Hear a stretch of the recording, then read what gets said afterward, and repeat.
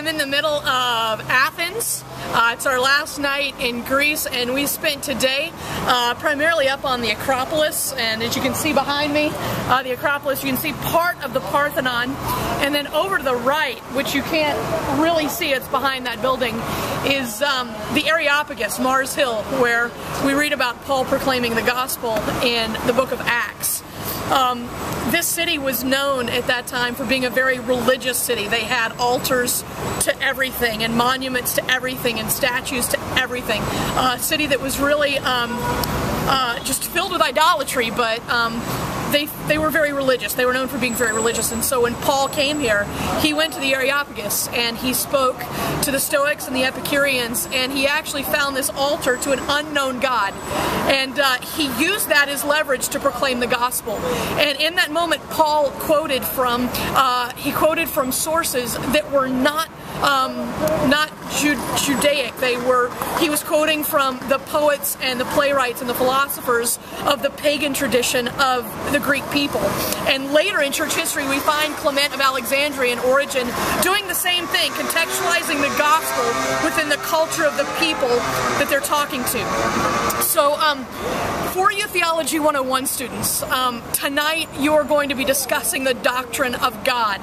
I think it was A.W. Tozer that said, what comes to mind first when you think about God is the most important thing about you. And so as we think tonight about Paul preaching about the unknown God, and Paul preaching to the people in the city of Athens about who God is, it's very important that we think about the character and the attributes of God, and that we get that right. And so tonight you're going to be talking about things like the creation of the world and God's role in that. You're going to be talking about His foreknowledge. You're going to be talking about His sovereignty. And as you think about the character and attributes of God, that's going to shape you and form you and change the way that you relate to Him and change the way that you live. Another thing to think about is how we share our faith within the culture and the context in which we're living.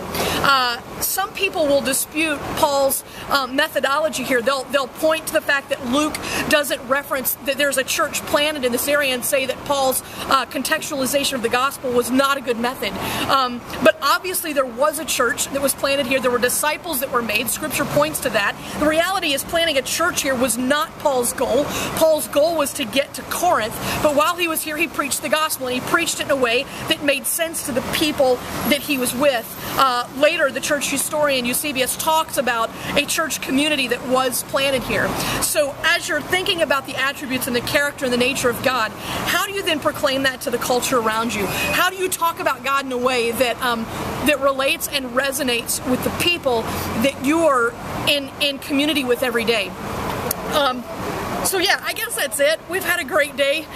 We've done a lot of climbing and a lot of scrambling over rocks and ancient ruins. Had a great time in Greece. Tomorrow we head to Rome, and between now and then, Ryan and I are going to go get some more Greek food, and we'll see you in Rome.